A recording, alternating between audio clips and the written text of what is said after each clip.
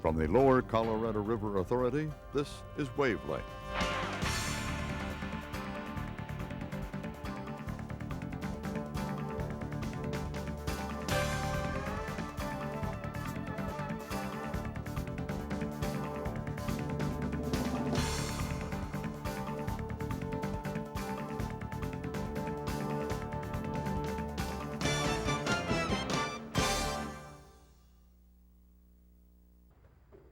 Hi everyone, and welcome to another edition of Wavelength.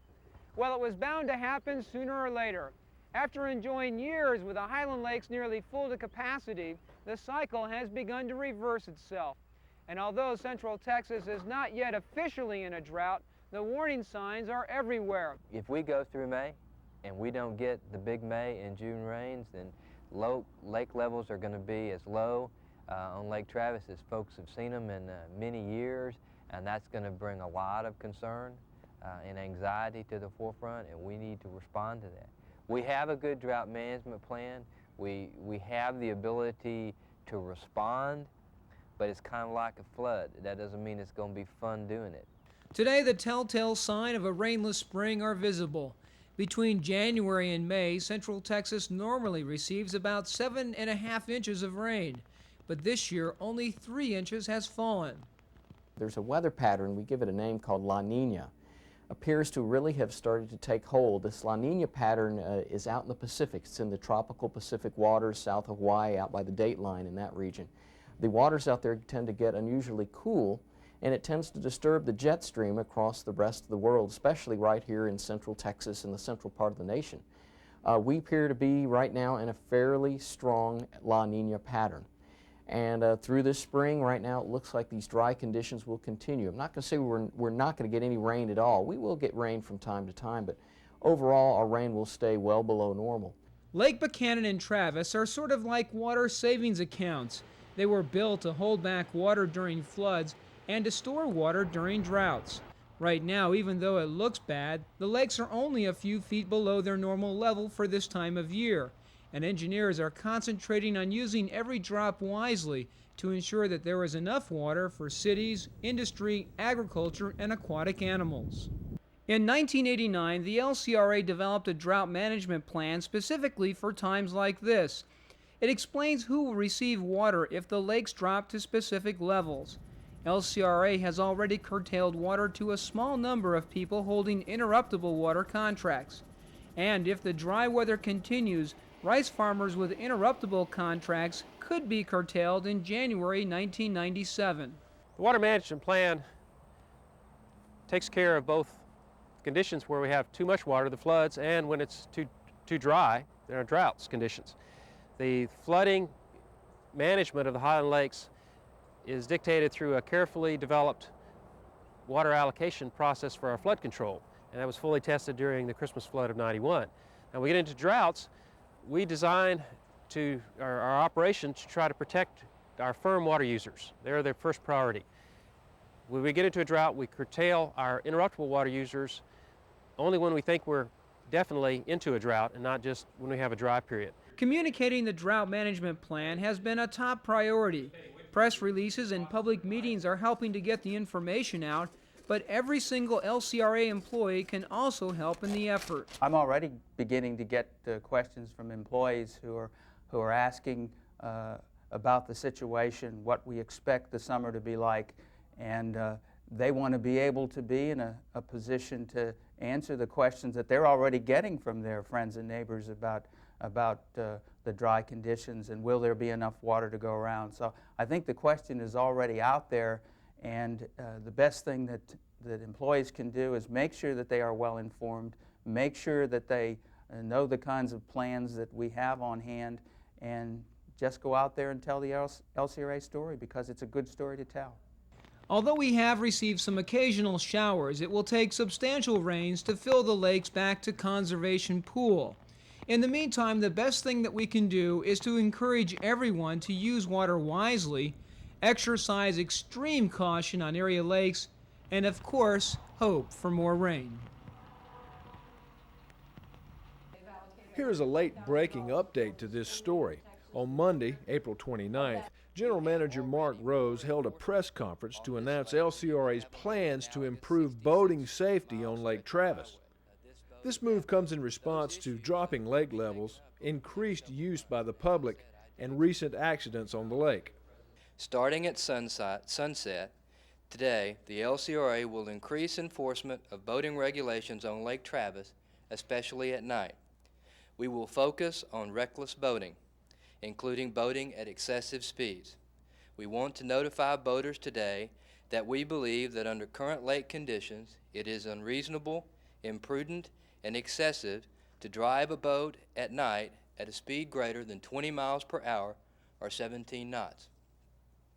Our rangers will issue citations punishable by fine up to $500 under provisions of the Texas Water Safety Act to those boating recklessly. Rose says that if accidents and unsafe boating practices continue, the next step will be a no-wake rule for Lake Travis at night. That means boats must travel at idle speed so they do not create a wake or wash behind them. But if the no-wake rule is necessary and still does not create safe conditions for nighttime boating, we will shut down nighttime boating completely. We hope these additional actions are not necessary. Lake Travis is a great recreational resource, but it can be a dangerous lake. If people do not exercise good common sense, particularly at night, if boaters are going to use the lake, they must take personal responsibility to know the rules and know the part of the lake that they are using. These new nighttime regulations on Lake Travis will be enforced by state, county, and LCRA personnel. Last year, the LCRA created 4 lines of business within the company. Genco, which is the power plants that generate the electricity, Tensco, which is the transmission and distribution system that delivers the electricity to our wholesale customers, Waterco includes the dams, irrigation operations, and water and wastewater operations. And finally, the community services line of business, which includes parks, environmental protection, and economic development. These lines of business were created so the LCRA could more clearly track the cost of doing business and help control those costs. The next step in the process is to identify the revenues each line of business earns based on the market value of their product, whether it's electricity, water, or providing parks. My name ought to be able to write it. That's the purpose of this transfer pricing agreement between Genco and Tensco. Ray Schwertner and Dudley Pyland signed the agreement recently, which calls for Tensco to pay Genco for its electrical capacity. Genco will pay for its fuel and operating expenses out of this revenue. In turn, Tensco delivers the power to our 44 wholesale customers and administers LCRA's contracts with them. It's all designed to prepare LCRA for doing business in the changing utility market. But I think that it positions us well to get a little bit ahead of competition, and when that competition comes, the market will be our true benchmark. And I believe that the pricing mechanisms that are set up in this are below market, and that we'll have the capability to be ahead of the game rather than playing catch up when the market finally does develop. We'll make much better decisions going forward because we have this document in place and this tool in place to evaluate those decisions. So again, I think this is a good move in the right direction, preparing us for competition as we move forward and involving the employees of both groups in the decision-making process.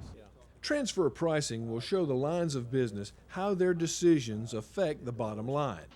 For example, if the Fayette Power Project can schedule an overhaul of one of its generating units during off-peak time, say spring, rather than the summer when electrical demand is very high, they will save a lot of money. Now, this has always been true, but now Genco will be able to measure this impact and see it on their income statement. Schwertner and Pyland say that transfer pricing is another tool designed to help the LCRA provide better, more competitive services to our customers.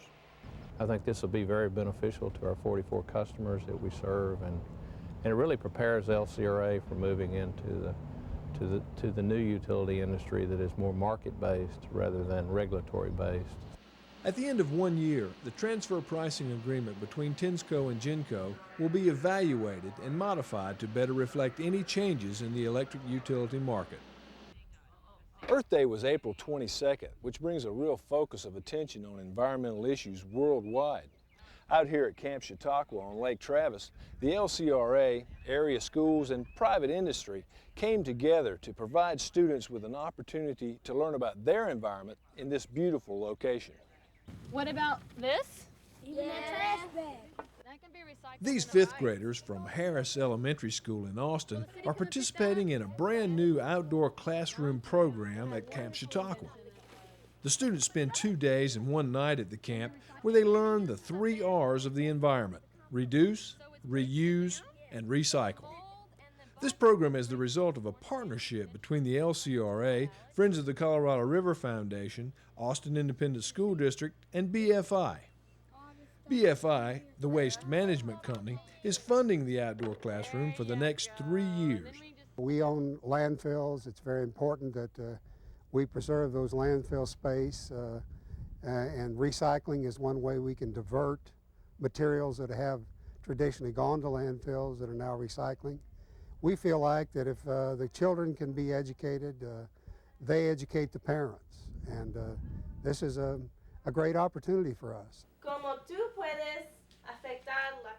In each session, about 50 students participate in 4 different activities designed to increase their awareness of the environment and show them that how we live on the land can have a direct impact on water quality. The greatest payoff of all is that we're teaching children how to take care of a watershed. We're teaching them, we're explaining first of all what a watershed is, and then they come away from here with knowledge of the land, of how it needs to be properly used, and maybe as they grow they'll have an appreciation for the land, for the water, and they can take care of it maybe a little better than this generation was taught how to take care of it. Jonathan, you want to turn to the left, so which way you want to go? There you go. Students also had an opportunity to learn how to canoe, first on dry land before heading out on the lake. It's worth it to me to come and see the children's faces and their wonderment of, oh gosh, you know, did you see that? Or, oh look.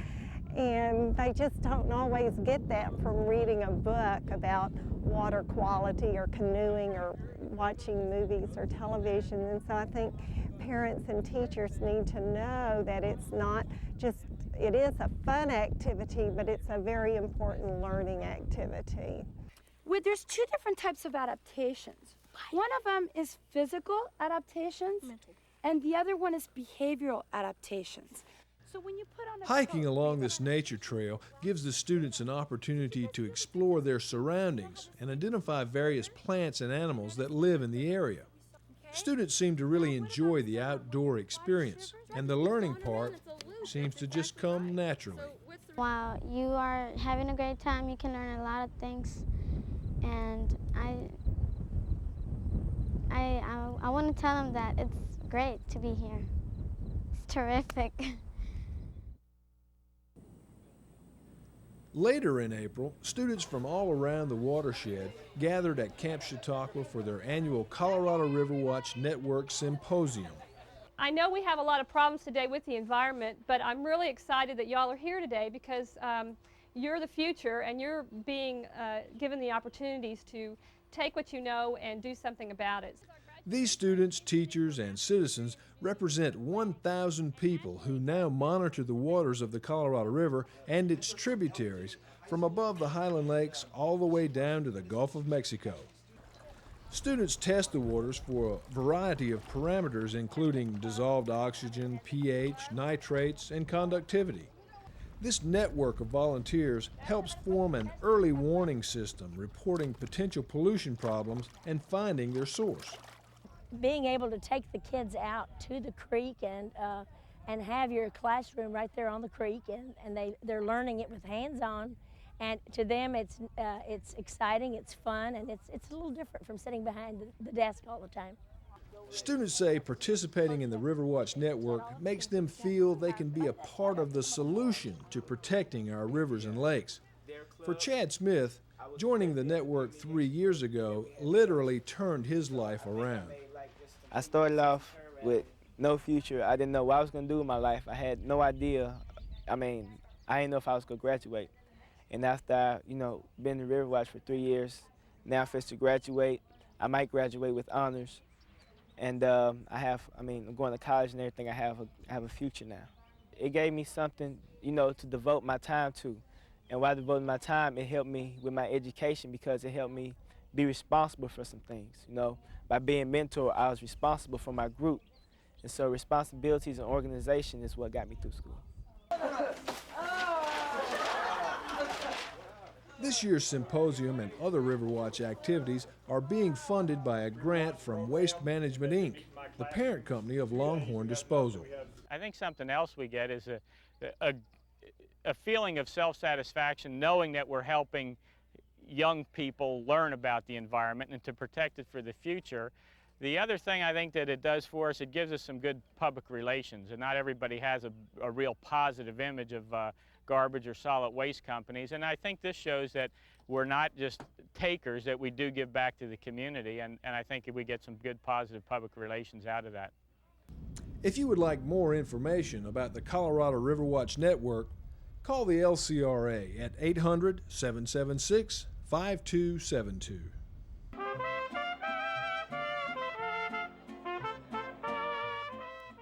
Over 400 employees attended this year's Safety and Service Awards banquet held in Rockne in Bastrop County. 10-year service awards are given to employees for their years of service to the company. Safety awards are given out to several categories, including Supervisor Safety Award, which went to David Vendel at FPP. The Facility Safety Award went to the Ferguson Power Plant. Individual Safety Award, Francis Vaughn at Sim Gideon Power Plant. The award for Operational Innovation went to the FGD Maintenance Team at the Fayette Power Project. And the Team Safety Award went to the Colorado Riverwatch Network. General Manager Mark Rose addressed the group and took the opportunity to encourage all employees to participate in something he feels is very important to the company, the LCRA Employees United Charities. I spend a lot of time traveling out in the communities that we serve. And activities that we've done in the last several years made quite a difference. And what I hear most often is from folks and from our customers in the communities that we serve is the work that United Charities is doing, the contributions that United Charities makes to the hospitals, to the EMS groups, to the different funding groups. And they are, for all of us, the most effective lobbying group that we have. And when you talk about our presence out in the community, and what we put back into the community, United Charities is a special difference that is always high on that chart. The final category of awards is presented by the General Manager for Outstanding Community Service. These are employees who volunteer their time to so many worthy causes in communities throughout the LCRA service area. Frances Vaughn is one of these 20 employees recognized by the General Manager, and she is the subject of this month's LCRA Way.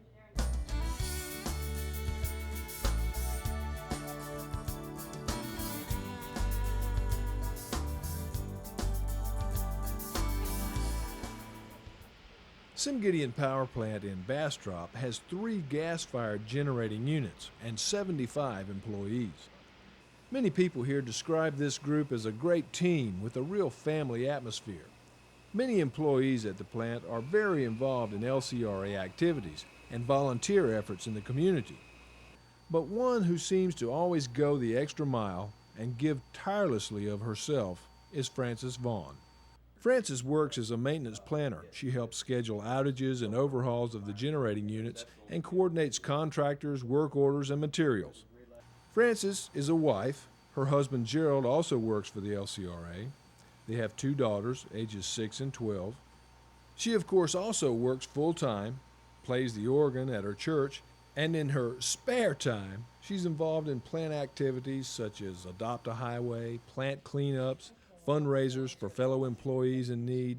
She is on the safety committee, and she volunteers time to the Bastrop County Family Crisis Center and numerous other community causes. Well, I think every person has value to contribute to society, and that person and every person has to go out and exploit that value, find out what they can do to make their efforts in the community worthwhile, and just to be a part. Francis says the employees at the plant are a very close group who care a great deal about what happens outside of the gate. Being as close as we are, it's making it like a smaller family. There's more activity out in the community, and we are noticed, and it makes the community say, oh, yes, I know Sim Gideon Plant, I know LCRA, and those workers, you know, we can always get them to volunteer, and we can depend on them to be able to come and help us when we need it. Well, Frances, in a way, typifies a lot of the employees here at Sim Gideon and in the LCRA. She's volunteers for a lot of activities. She's in all the community activities, community service, and she does a lot of work for the community, not only just in Bastrop, but also in Austin and the other areas around here. But she's not the only one, but she typifies, and she is a leader in our volunteer program.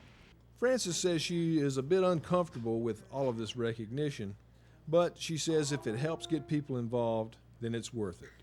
I don't want the recognition, I just want to make, you know, a better place for us to be in, and I want people to know, especially my daughter and my stepdaughter, to know it's important to be involved in your community and to do the things that are needed, because living is about people.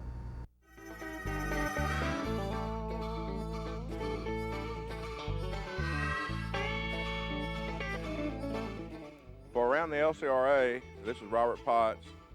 Welcome to the LCRA System Operation Control Center. Control Center? This is the LCRA System Operations Control Center. Here at the Control Center, we have at least 3 operators on duty at all times. There will be 2 system operators and a shift supervisor. This is Carolyn Scott. She's the system operator on the generation desk today. This is the LCRA transmission desk here at the Control Center. System operator on duty today is Gerald Vaughn. The system operator's sole responsibility on transmission desk is for the safety of the personnel in the field. This is the LCRA map board. It is a depiction of our system from the west at Junction and Goldthwaite area, and it extends through the mid portion of the system and down to almost Houston at Macedonia at the far eastern end of the system. There are over 250 substations in this system with over 2,000 miles of transmission line. We also have remote telemetry where we can open and close breakers at our discretion during thunderstorm situations. This may look like an ordinary tile floor here in the Control Center. In actuality, it's a subfloor with about 30 miles of communication cable that connects us to 41 counties and approximately 10 other control areas in the Electric Reliability Council of Texas. This is a little of what we do here at SOC. If you're interested in coming for a tour, we'd be happy to show you around. For Around the LCRA, this is Robert Potts. It's spring, it's hot, and it's the Riverfest along the Colorado River Trail. No matter if you were in San Saba or Wharton over the past 2 months, you were close to one of the 22 celebrations, including this one at the Fall Creek Vineyards on Lake Buchanan. If you missed the arts and crafts, perhaps you caught some of the water events, like the 4th annual Paddle Fest on Town Lake in Austin.